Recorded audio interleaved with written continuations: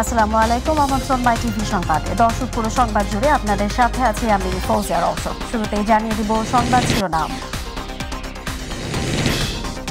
উন্নয়ন পরিকল্পনা হতে হবে পরিবেশ বান্ধব, টেকসই ও সাশ্রয়ী, প্রধানমন্ত্রীর নির্দেশ। সম্পদের সীমাবদ্ধতা মাথায় রেখে পরিকল্পনা গ্রহণে প্রকৌশলীদের প্রতি আহ্বান। প্রতিটি রাষ্ট্রীয় প্রতিষ্ঠানকে আওয়ামী লীগ কুক্ষিগত করে রেখেছে, মির্জা ফখরুলের অভিযোগ। বিএনপির সাথে জনগণ নেই, বললেন ওবায়দুল কাদের। সৌদি সরকারের নতুন নিয়মে এবার ভিসা জটিলতার বিড়ম্বনায় হজ যাত্রীরা। সমাধানের চেষ্টা অব্যাহত, বলছেন হাব সভাপতি। রাজধানীর জলাবদ্ধতা নিরসনে 10টি কুইক রেসপন্স টিম গঠন করা হয়েছে, জানালেন মেয়র আতিক। বর্জ্য জলাশয় ফেললেই কঠোর ব্যবস্থা। এবং ফরিদপুর, নরসিংদী ও গাজীপুরে সড়ক দুর্ঘটনায় নিহত 7। দিনাজপুরে তেলবাহী ট্যাঙ্ক লরির ধাক্কায় নিহত 2।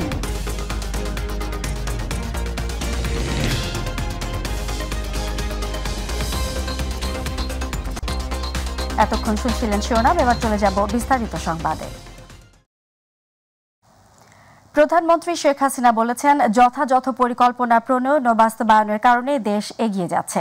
ইঞ্জিনিয়ার্স ইনস্টিটিউশন বাংলাদেশ আইইবির 61তম সমাবর্তনে একথা বলেন প্রধানমন্ত্রী শেখ হাসিনা। তিনি বলেন, উন্নয়ন পরিকল্পনা হতে হবে পরিবেশ বান্ধব, টেকসই ও সাশ্রয়ী।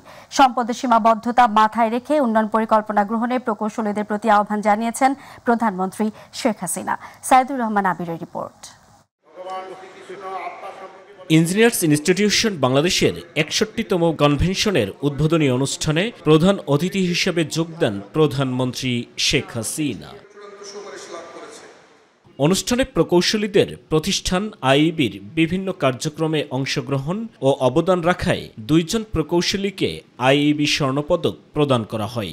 এছাড়াও আরও বেশ কিছু প্রতিষ্ঠান ও ব্যক্তিকে সনদ তুলে দেন প্রধানমন্ত্রী। প্রধানমন্ত্রী এ সময় মানুষের কাজে লাগবে ও দেশ লাভবান হবে এমন প্রকল্পের পরিকল্পনা নিতে প্রকৌশলীদের প্রতি আহ্বান জানান। যে আমরা যত পরিকল্পনা করি, দেশের উন্নয়ন করি, এখানে আমাদের প্রকৌশলীদের বিশাল ভূমিকা রয়েছে। যে পরিকল্পনা হোক, সেই পরিকল্পনার জন্য 1 নম্বর হচ্ছে পরিবেশ বান্ধব হতে হবে এবং খরচের দিকটাও বিবেচনায় নিতে হবে। জনগণ কতটুকু লাভবান হবে বা তার রিটার্ন কি আসবে বা যেটা আমাদের জন্য উপযোগী, সেই ধরনের পরিকল্পনা নিতে হবে। যে শুধু নির্মাণের জন্য নির্মাণ করা হবে, এটা কাজ করলেই সেখানে একটা কনস্ট্রাকশন হবে, কিছু লোক কাজ পাবেন, কিছু কাজ কমিশন পাবেন, কিছু এই পাবে সেই পাবেন, সেটার জন্য না হয়। আর সেরকম যদি কোনো প্রকল্প দেখি, অবশ্যই আমি এটা অনুমোদন করব না। যেটা আমার দেশের কাজে লাগবে, মানুষের কাজে লাগবে, আর সেইভাবেই পরিকল্পনা করা, এটাই আমি চাই আপনাদের কাছ থেকে। পর্যটনকে আরও বেশি দৃষ্টিনন্দন করতে কক্সবাজারে ইঞ্জিনিয়ার্স ইনস্টিটিউশনের একটি উপকেন্দ্র নির্মাণ করা হবে। কক্সবাজারে যেটা আপনারা করবেন, এই উপকেন্দ্র, সেটা যেন খুব দৃষ্টিনন্দন হয়। কারণ কক্সবাজারটা আপনারা জানেন, আমি সেখানে একটা রেল স্টেশন করিয়েছি, আমি সেখানে এয়ারপোর্ট হচ্ছে আন্তর্জাতিক মানের এয়ারপোর্ট। আমাদের সমুদ্র সীমা 80 মাইল দীর্ঘ বালুকাময় সমুদ্র সীমা পৃথিবীর আর কোথাও নাই, এত দীর্ঘ। তাকেও আমরা যথেষ্টভাবে কাজে লাগাতে চাই। কাজে সেখানে যেটাই হবে, সেটাই জন্য এটা মাথায় রেখে হয় যে এটা একটা চমৎকার পর্যটন কেন্দ্র হিসেবে আমরা ধীরে ধীরে গড়ে তুলব, কিন্তু সেখানে প্রতিটি জিনিস যেন সেইভাবেই গড়ে তোলা হয়।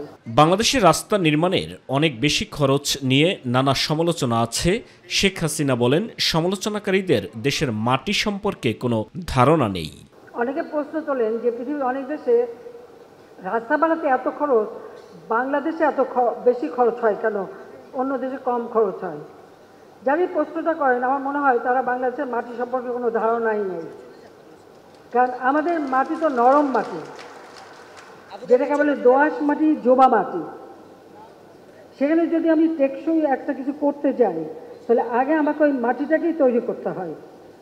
মাটিটা যদি যথাযথভাবে তৈরি করে তারপরে আমরা করতে পারি, তাহলে সেটা টেকসই হয়। স্মার্ট বাংলাদেশ গড়ার লক্ষ্য নিয়ে পরিকল্পনা সাজাতে প্রকৌশলীদের প্রতি আহ্বান জানান প্রধানমন্ত্রী। সাইদুর রহমান আবির, মাই টিভি, ঢাকা। বিদেশিরা আওয়ামী লীগের শক্তির উৎস নয়, আওয়ামী লীগের শক্তির উৎস জনগণ বলে মন্তব্য করেছেন দলের সাধারণ সম্পাদক, সড়ক পরিবহন ও সেতুমন্ত্রী ওবায়দুল কাদের। বিকেলে রাজধানীর মোহাম্মদপুরে শান্তি ও উন্নয়ন সমাবেশে তিনি একথা বলেন। বিএনপির ক্ষমতায় যাবার স্বপ্ন পূরণ করতে আমেরিকা আর কখনো আসবে না উল্লেখ করে তিনি বলেন, বিএনপি ভারতের সাথেও সম্পর্ক নষ্ট করেছিল। দলটির সাথে দেশের জনগণ নেই বলেও মন্তব্য করেন ওবায়দুল কাদের।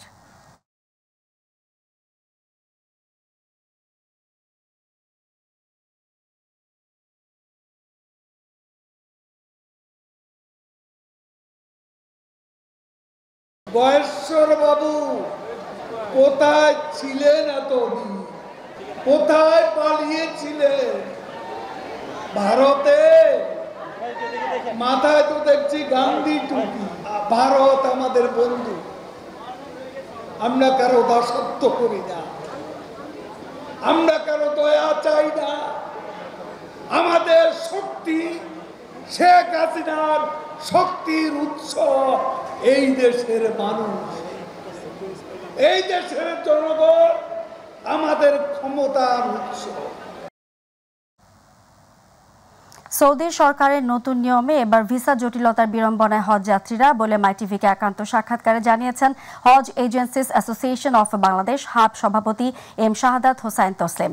18 থেকে 19 হাজার হজযাত্রী এখনো ভিসা জটিলতায় ভুগছেন, তবে তা সমাধানে 14 ঘন্টা কাজ চলছে বলে জানানো হয়েছে। হাসান বিশ্বাসের ক্যামেরায় আবু সাইদ উপর রিপোর্ট।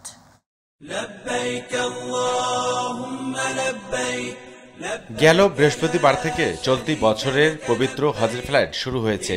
শেষ ফ্লাইট যাবে আগামী 12 জুন।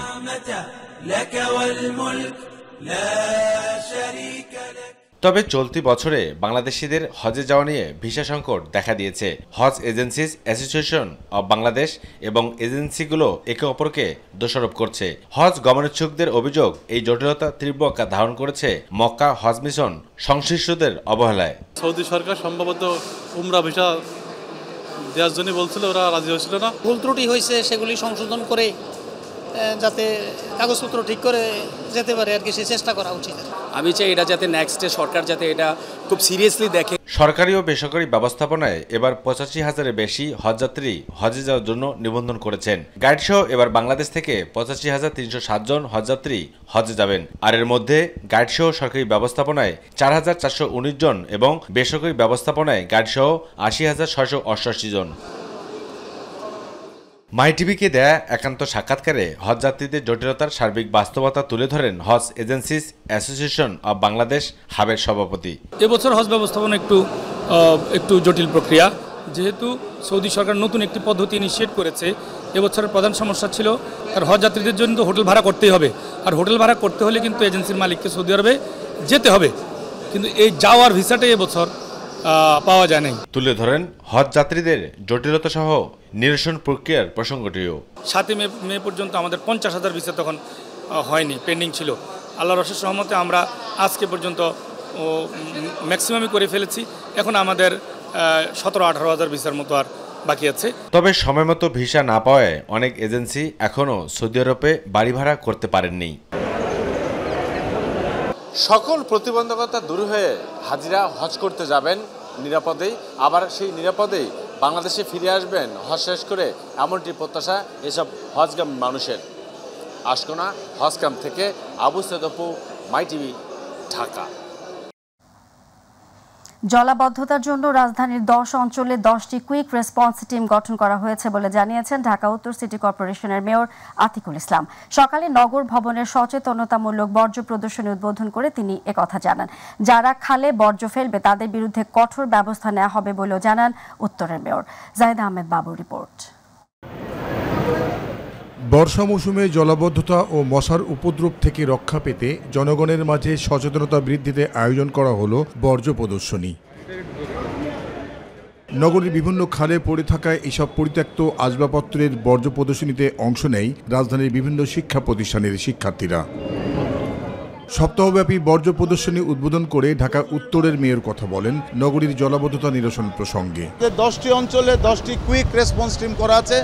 ইমিডিয়েটলি নগরবাসীর যে ভোগান্তি সেটি আমরা ইমিডিয়েটলি ঠিক করার চেষ্টা করছি। যারা ই বর্জ্যের পাশাপাশি ব্যবহারের অযোগ্য আসবাবপত্র খালে ফেলবে তাদের বিরুদ্ধে কঠোর ব্যবস্থা নেওয়া হবে বলেও জানান Atikul Islam. Mannequin, sofa, suitcase, tyre, commode, urinal use যেটা করি সেটা, এবং রিক্সা পর্যন্ত আমরা পেয়েছি।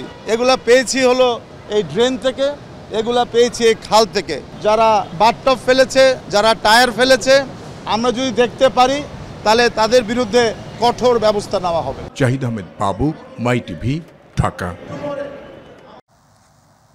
ফরিদপুরের ভাঙা, নরসিংদী, গাজীপুর এবং দিনাজপুরে আলাদা সড়ক দুর্ঘটনায় কমপক্ষে 9 জন নিহত হয়েছে। এ সময় আহত হয়েছে আরও কয়েকজন। নরসিংদীতে ভোরে বাস মাইক্রোবাসের সংঘর্ষে 2 জন, গাজীপুরের বাইমাইলে 2 মোটরসাইকেল আরোহী ও তেলবাহী ট্যাঙ্ক লরির ধাক্কায় 2 জন নিহত হয়েছে। প্রতিনিধিদের পাঠানো তথ্য ভিডিও নিয়ে রিপোর্ট করছেন ইলিয়াস কমল।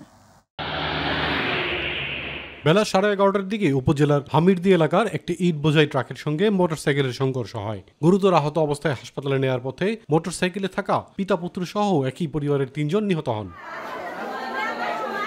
একই উপজেলার কৈডবি সদরদি এলাকার ভাঙ্গা বরিশাল মহাসড়কে সকাল 8:30টার দিকে একটি ইজি বাইকে একটি গাড়ি ধাক্কা দিলে ভাঙ্গা কেএম কলেজের 2য় বর্ষের ছাত্রীর মৃত্যু হয়।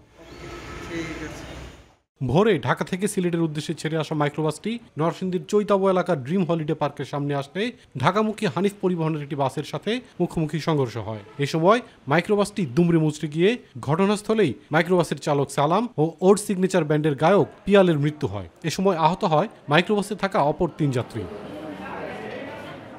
গাজীপুরের বাইমাইল এলাকায় সড়ক দুর্ঘটনায় 2 মোটরসাইকেল আরোহী নিহত হয়েছেন। এ ঘটনায় আরও একজন আহত হয়েছেন। পুলিশ ঘটনায় নিহত 2 জনের মরদেহ উদ্ধার করেছে। তবে দুর্ঘটনা কিভাবে ঘটেছে এ বিষয়ে পুলিশ সহ কেউই নিশ্চিত হতে পারছে না। পুলিশের ধারণা অজ্ঞাত কোনো গাড়ির চাপায় মৃত্যু হয়েছে তাদের। দিনাজপুরের কাউগা এলাকার আব্দুস সোবহানের চায়ের দোকানে অবস্থান করছিলেন নৈশ প্রহরী আজহার ও রানা। হঠাৎ ট্যাঙ্ক লরিটি চায়ের দোকানে উঠিয়ে দিলে ঘটনাস্থলেই মারা যান আজহার। গুরুতর আহত অবস্থায় রানাকে Dinajpur M Abdur Rahim medical college হাসপাতালে নিয়ে এলে কর্তব্যরত চিকিৎসক তাকে মৃত ঘোষণা করেন। স্থানীয়দের ধারণা ট্যাঙ্ক লরিটি ঘুমন্ত অবস্থায় চালানো হয়ে থাকতে পারে। ইলিয়াস কমল, মাই টিভি। সোমালিয়ান জলদস্যুর কবল থেকে মুক্ত হওয়া জাহাজ এমভি আবদুল্লাহ 23 নাবিক নিয়ে বঙ্গোপসাগরে বাংলাদেশের জলসীমানায় পৌঁছেছে। তবে জাহাজটি কক্সবাজারের কুতুবদিয়ায় নোঙর করতে আরও 2 দিন সময় লাগতে পারে। জাহাজের মালিকপক্ষ জানিয়েছে সোমবার বিকাল নাগাদ আবদুল্লাহ কুতুবদিয়া পৌঁছাতে পারে বলে তিনি জানান।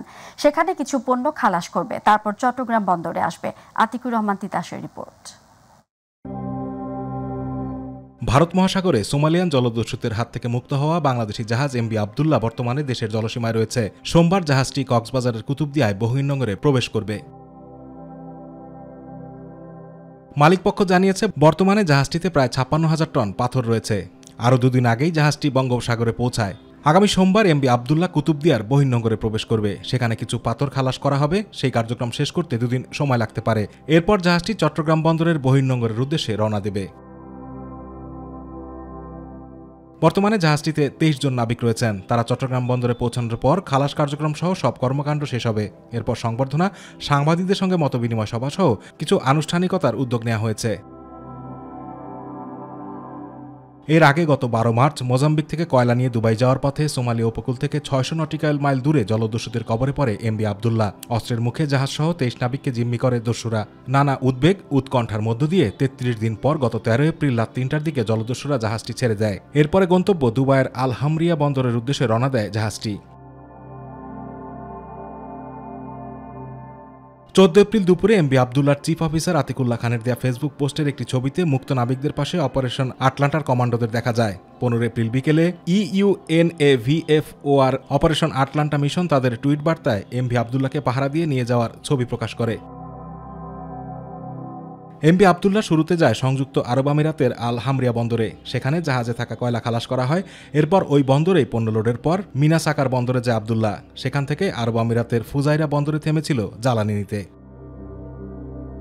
আতিকুর রহমান তিতাস, মাই টিভি। প্রতিহিংসার রাজনীতির কারণে বিএনপি চেয়ারপারসন খালেদা জিয়াকে বন্দী রাখা হয়েছে বলে মন্তব্য করেছেন বিএনপি মহাসচিব মির্জা ফখরুল ইসলাম আলমগীর। নিজ দেশে থেকে বিএনপি নেতাকর্মীরা এখন পরবাসে উল্লেখ করে মির্জা ফখরুল বলেন, এক অদৃশ্য শক্তি দেশ চালাচ্ছে। বিকেলে নয়াপল্টনে জাতীয়তাবাদী যুবদলের সমাবেশে তিনি এসব কথা বলেন। প্রতিটি রাষ্ট্রীয় প্রতিষ্ঠানকে আওয়ামী লীগ কুক্ষিগত করে রেখেছে বলেও অভিযোগ করেন বিএনপি মহাসচিব। আওয়ামী লীগ দাবি করে যে তারা দেশ চালাচ্ছে, আসলে কি তারা দেশ চালাচ্ছে? তারা দেশ চালায় না, এক অদৃশ্য শক্তি দেশ চালাচ্ছে। সারা বিশ্ব প্রধানমন্ত্রী শেখ হাসিনার প্রশংসা করলেও বিএনপি সহ কিছু দল তা করতে পারছে না বলে মন্তব্য করেছেন পররাষ্ট্রমন্ত্রী ডক্টর হাসান মাহমুদ। তিনি বলেন, বিরোধী দলগুলো সরকারকে ধাক্কা দিয়ে ফেলে দিতে গিয়ে নিজেরাই পড়ে গেছে। আজ দুপুরে চট্টগ্রাম জেলা রেড ক্রিসেন্ট সোসাইটি নবনির্বাচিত কর্মকর্তাদের অভিষেক অনুষ্ঠানে তিনি এসব কথা বলেন। রাজনীতিতে কিছু দল ও ব্যক্তি পরিত্যক্ত বলেও মন্তব্য করেন পররাষ্ট্রমন্ত্রী। মান্না ভাই মাশাআল্লাহ এই পর্যন্ত 7টি দল বদল করেছেন, মাত্র 7টি দল বদল করেছেন। এখন কি গণতন্ত্র মঞ্চ, এখান থেকে কখন পালিয়ে যায় সেটি বলা যাবে না। তো তারা যেভাবে কথাগুলো বলছে, আমি গত পরশুদিন দেখলাম সরকারের নাকি একদম ভিত নাই, সরকারের ভিত নাই বিধায় পরপর 4 বার আমরা রাষ্ট্র ক্ষমতায়। তোমরা তো টেনে ফেলে দিতে চেয়েছিলে, টান দিতে গিয়ে দেখা গেল তোমরাই ধপাস করে পড়ে গেছো। সরকার পরিবর্তনে এখন জনগণের হাত নেই বলে মন্তব্য করেছেন জাতীয় পার্টির চেয়ারম্যান জিএম কাদের। দুপুরে বনানীতে জাতীয় পার্টির মহানগর উত্তরের মত বিনিময় সভায় এমন মন্তব্য করেন তিনি। জাপা চেয়ারম্যান বলেন, জনগণের কথায় দেশ চলবে, জনগণের কথায় সরকার পরিবর্তন হবে এমন কিছু ঘটছে না। তিনি বলেন, একটা শক্তি নিয়ে সরকার দেশ দখল করেছে, জনগণ তাদের কথা শুনতে বাধ্য হচ্ছে। যারা আওয়ামী লীগের বাইরে তারা অবাঞ্ছিত, থাকলে থাকেন, দাস হিসাবে থাকবেন, না থাকলে যান। দেশ তাদের, কোনো কিছুতে কোনো কিছু বলার নাই, কোনো কথা বলার কোনো অবস্থান নাই মানুষের। কাজে এই অবস্থা থেকে উত্তরণ প্রয়োজন, কঠিন, খুব উত্তরণ খুব কঠিন। শক্তভাবে সিন্ধুবাদের দৈত্য আমাদের ঘাড়ে চেপে বসে গেছে। জনগণ থেকে এর থেকে রেহাই পাওয়ার চেষ্টা করছে, কিন্তু কোনো রকম উপায় নাই। এখানে রাজনীতিতে একটা কোয়ালিটিগত পরিবর্তন হয়েছে। নির্বাচন কমিশনার রাশেদা সুলতানা বলেছেন, ধান কাটা সহ প্রাকৃতিক কারণে সদ্য সমাপ্ত উপজেলা নির্বাচনে ভোটার উপস্থিতি কম ছিল। 21 মে নির্বাচনে ভোটার সংখ্যা বাড়বে বলেও আশা প্রকাশ করেন তিনি। ষষ্ঠ উপজেলা পরিষদ নির্বাচনের দ্বিতীয় ধাপে অনুষ্ঠিতব্য খুলনার ফুলতলা উপজেলা পরিষদের প্রিজাইডিং অফিসারদের সাথে মতবিনিময় সভায় তিনি কথা বলেন। তিনি বলেন, নির্বাচন কমিশন ভোটারদের ভোটাধিকার নিশ্চিত করেছে, প্রার্থীদেরও ভোটার উপস্থিতি বাড়ানোর আহ্বান জানান ইসি রাশেদা সুলতানা।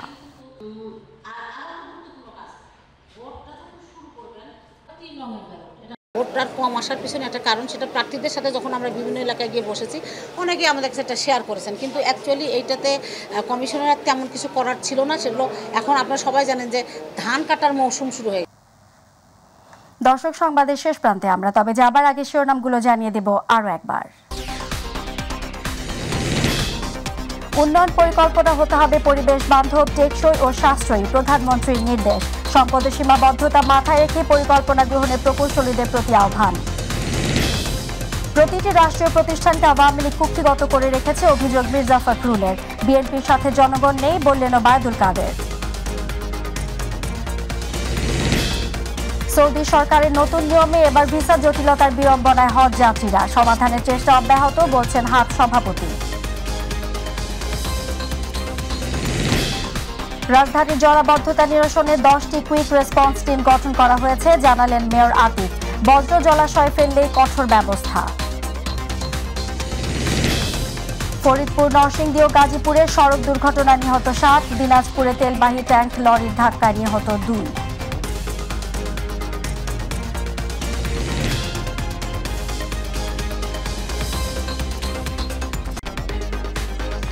দর্শক, এই ছিল এখনকার সংবাদে। সঙ্গে থাকার জন্য ধন্যবাদ। এছাড়া ইউটিউবে মাই টিভি সংবাদ পেতে ভিজিট করুন youtube/mytvbd নিউজ এবং আমাদের সকল অনুষ্ঠান দেখতে ভিজিট করুন youtube/mytv বাংলা, facebook/mytv বাংলা। আমাদের পরবর্তী সংবাদ দেখার আমন্ত্রণ জানিয়ে বিদায় নিচ্ছি আমি ফৌজিয়া রওশন। আল্লাহ হাফেজ।